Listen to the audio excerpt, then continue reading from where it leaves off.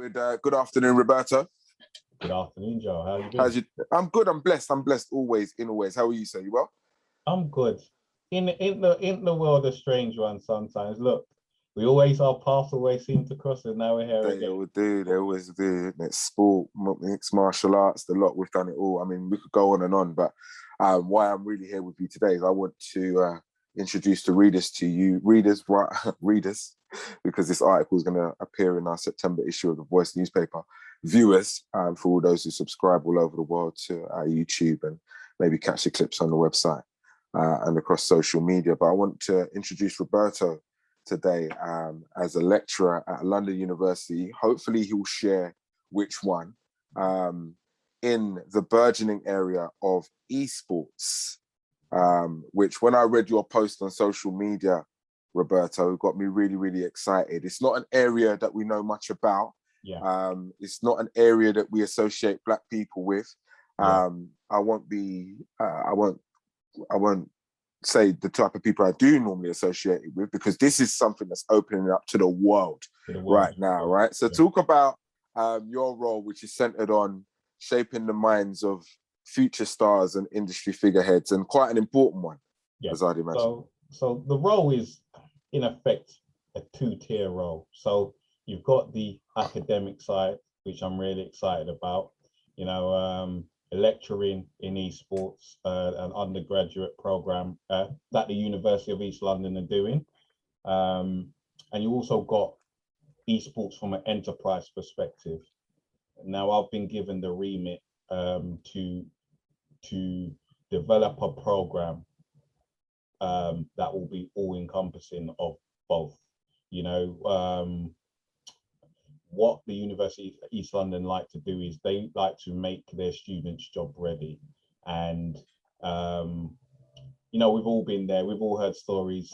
A student does an undergraduate degree, leaves uni, and is not able to use that degree in the outside world, and they end up doing something completely different. Now, sometimes that's by choice, and other times that's because they feel they have no other options or there's no opportunities. What the University of East London are doing, which I really like and I gravitate towards them, is they're trying to make their courses and the supplementary activities around those courses enable their students to be job ready.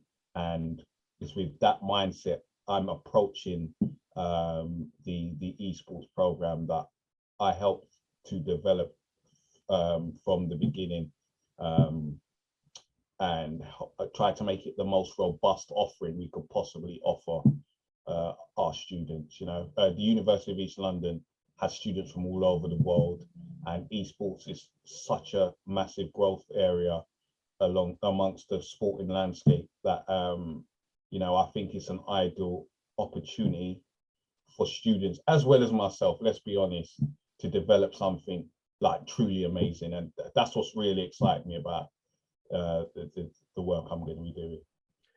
So I guess the inevitable question, what the heck are eSports, my friend? Like, what does it encompass? What does it look like? Talk to me. It's basically competitive video gaming, and I think most people have had some form of interaction with eSports. They just don't know it. It could be anything from flying drones, believe it or not, is considered an e-sport, to there's Formula E as well, which is motor racing, that's considered, there's an e-sport element to it, to the more conventional definition of esports, playing competitive computer games, whether it be Street Fighter, League of Legends, Defense of the Dark Arts, and so on. It's gaming, competitive gaming. It's gaming as we traditionally know it, being packaged in a competitively in a similar vein to more conventional sports, football, athletics, and so on. Funny you mentioned those conventional sports, because after the Olympics finished, I was watching something on the whole esports phenomenon. They were saying that it's incumbent upon those at the IOC, the International Olympic Committee, to really consider integrating esports in the Olympic kind of setup over the next few years, or risk missing out on, you know, a billion person wide audience. What are your thoughts on that? Is that a natural thing that's going to happen? Yeah, I think the guys at the IOC aren't stupid. They've been aware of the emergence of esports for a number of years now, and we've seen it in maybe considered smaller platforms such as the Asian Games. It was actually a medal ceremony a few years back. I think it was 2016 or 2017. Forgive me. It was initially what's the term they use? Like a spectator sport. It wasn't a medal sport. Then it went from that, due to its success, to a medal sport at the Asian Games. And I know the IOC have been, they've had discussions in the past about potentially featuring esports as early as Paris 2024. So it's definitely on their radar. I think they're aware because there's a change in, I guess, the mentality of the guys at the IOC.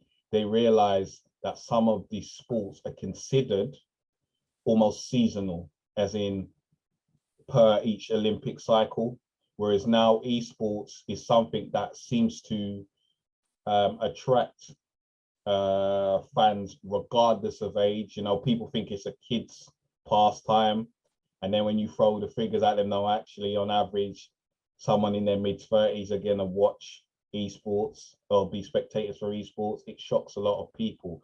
So they've realized the wide net that is cast when you think about esports and how it attracts a whole plethora of different people, whether it be age, sex, race, and so on, you know. So I believe the IOC are definitely looking into it. Whether it happens by Paris 2024 is a whole different kettle of fish, obviously, but I definitely know they've been aware, they're aware of esports and are looking into integrating it into the Olympic program somehow. If I said to you Tom Lees, does that name ring a bell? That name's familiar. Help me out. Well, #United. I don't know if you've been following that story. Yes. But apparently Tom Lees is believed to be worth in the region of £50,000 to £100,000, and I'm referring to the fact that esports players from esports teams are now being transferred for big fees. That's a lot of money.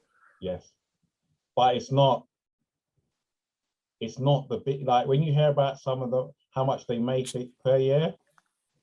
Put it this way, when we were kids, we liked our Nintendo this and our Sega that and so on. Imagine the amount of hours we put in then if we had this framework. Esports was a thing then established. You know, these guys, these are legitimate careers. Esports are legitimate careers for these guys, and God bless them, they're taking advantage of it. You know, it's a market that can produce this level of revenue, whether it be from a business standpoint or a playing staff standpoint. And you know, I think it's a blessing that these life-changing amounts are being, you know, banded around to these. What kind of amounts are we talking about, though, in terms of what they're getting paid? I'm sure give the parents some perspective, because they're going to be sitting there watching their child playing computer games now. Some of those who are not au fait with esports, they don't understand this arena, and they're going to be like, well, what are you really talking about? What kind of wages are we talking about? Okay, well, I'm sure you've heard the famous story of the teenager, I believe it's 13, $1 point something million playing Fortnite. You know, these teams and these players are making millions of dollars and pounds per year participating in these competitive gaming events. You know, these online and offline events, they're making a lot of money, money that makes it career worthy, you know.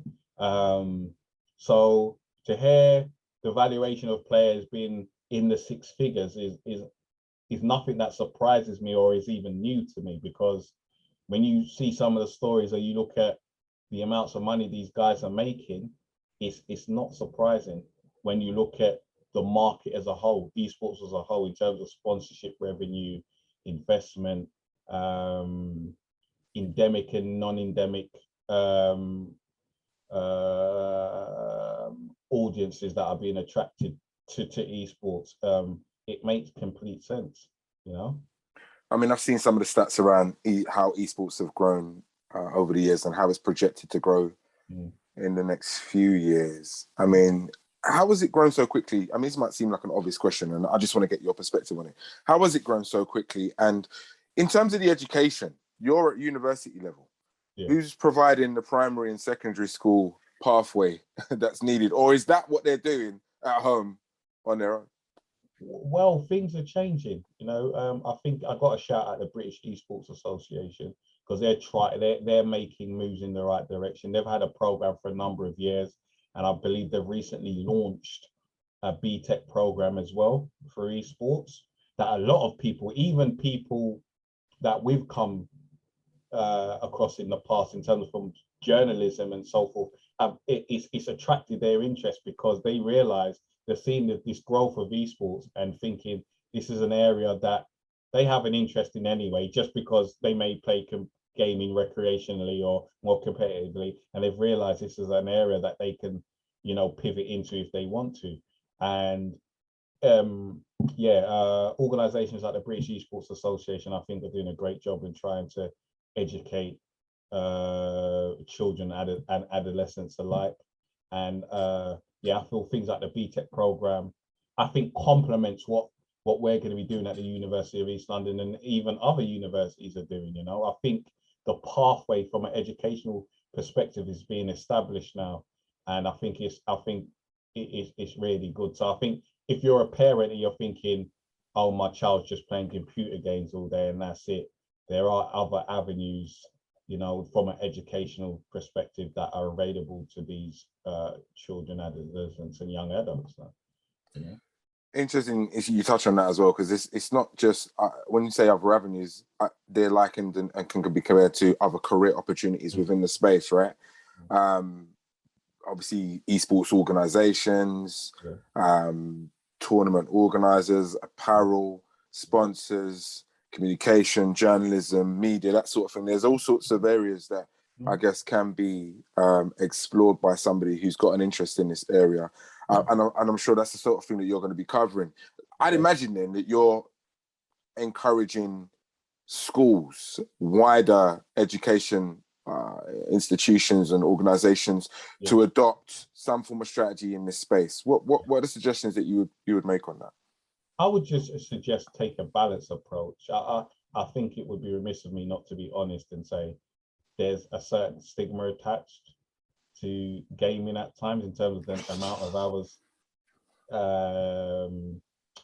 it takes to play a lot of esports games. You know, I feel a balanced approach is always helpful, but I think in the years to come, I don't foresee this is something you can stop. So I think begin the process of integrating some form of program now, maybe not at secondary school level straight away, even though I know that I'm aware of it's happening now, but, you know, start integrating it and start seeking advice from other institutions that have an experience to kind of find the best solution to enable your students to participate in what is becoming more and more a viable career.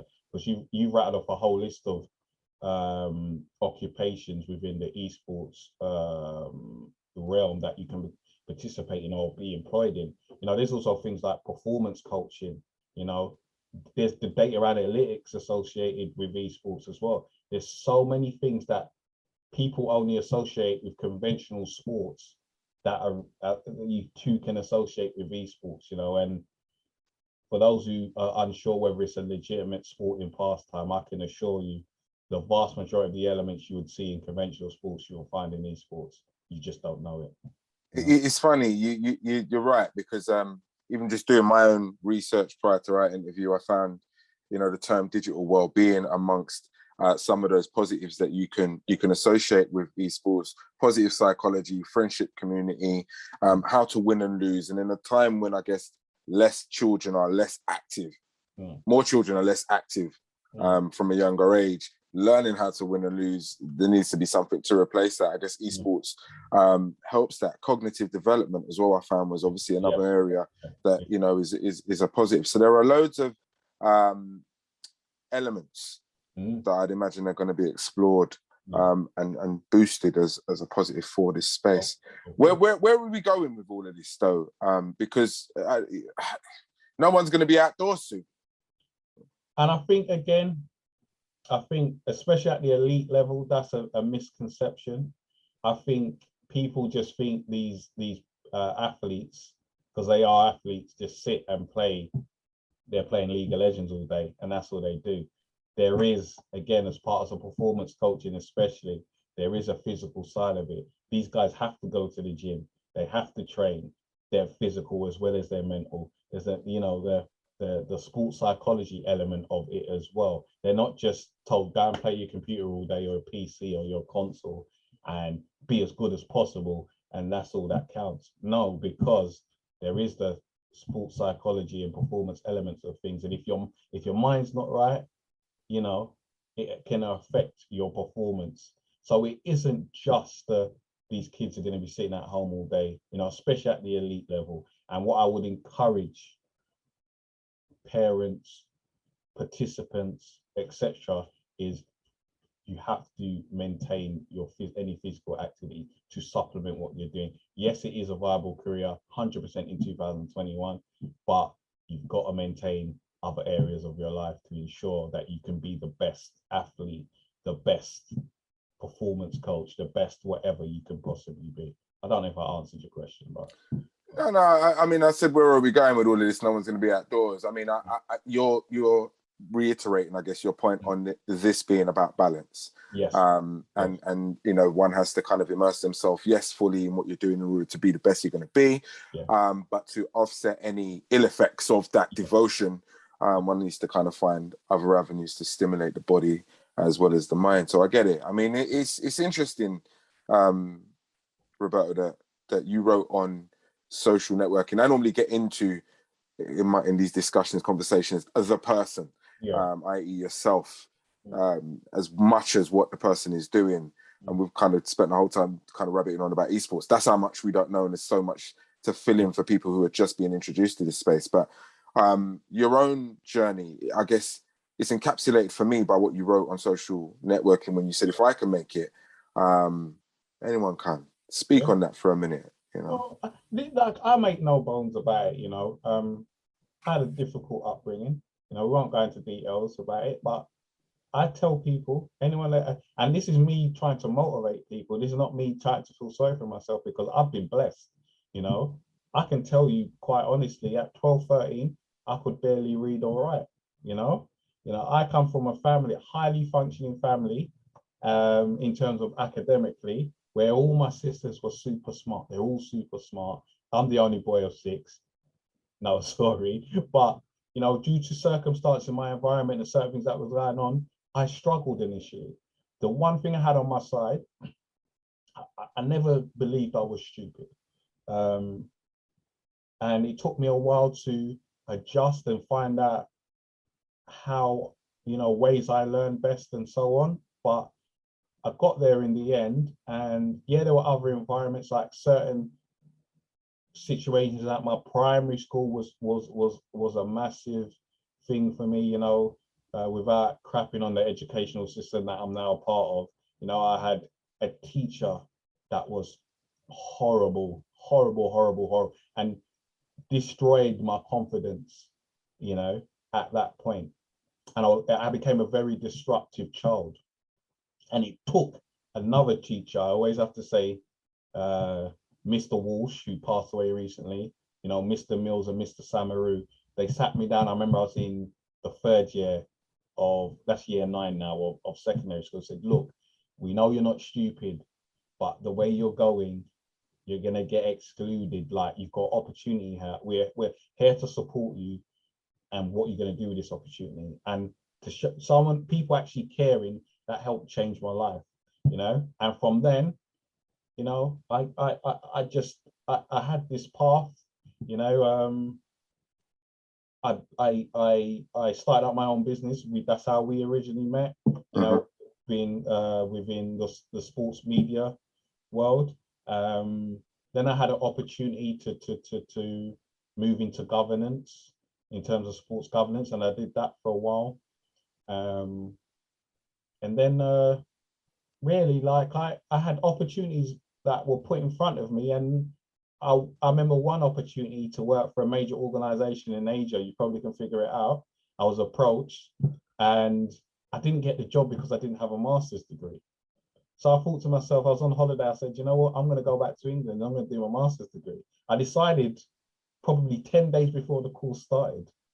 And 10 days later, I got back on the Friday. On Monday, I started my master's degree. I'll never forget filling out the application while I was on the beach in Thailand. And, you know, I did really well in my master's degree, and my lecturers started to plant the seed. You know, have you ever thought of doing a PhD? Have you thought you could do this, you could do that? Because all your industry experience, coupled with, you know, your growing interest in academia, is putting you in a position where you could do this. And as a result, I've come from doing my master's degree, doing really well, to taking up the opportunity to do a PhD, to being asked, because of my experience within esports, would I mind putting together the esports program or offering for UEL, to being then asked to apply for the role, to be where we are now today, you know. And I feel truly blessed, you know. I am blessed, and, you know, for me, I think it's a great opportunity for myself, but it also shows that it's never too late, you know. It's never too late. I think me and you, I've always been of that mind anyway. It's never too late, but I can't express enough, like, it is never too late. Like I said, at 12 or 13, that's me being honest, that's where I was, you know. Your trajectory since then has been testament to, you know, self-development and maturity and growth, and, you know, evolving in terms of your mindset. So congratulations on the role. And I know that there's been other personal successes, which I know you might not want to share in this space, but congrats on those as well. It's all happening for you, my brother. I'm really, really proud of where you've reached, and what you're about to do in terms of the next generation. They couldn't have had a better person in position to ensure that they're job ready, industry ready. So it's a real, you know, best of luck with all of that. Anything else you wanna touch on before we depart?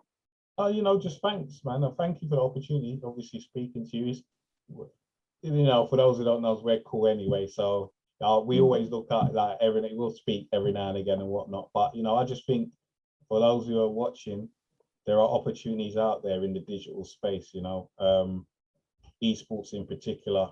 And for me, my goal is to, like I said, produce the best offering for people, black, ethnic, whatever communities you're part of, whether your sexual preferences, gender, race, religion, whatever, you know. My goal is to produce the best offering for you, to prepare you for an industry that is a rapidly growing one, you know. And you know, for me, maybe it's a bit ego driven, but I would love to know that, you know, like in some of my other roles, I've helped at least lay the foundation to help an industry flourish, you know. And that's what I really want to do, you know. I want to provide opportunities that I've been given to others, and that's what I really want to do with business.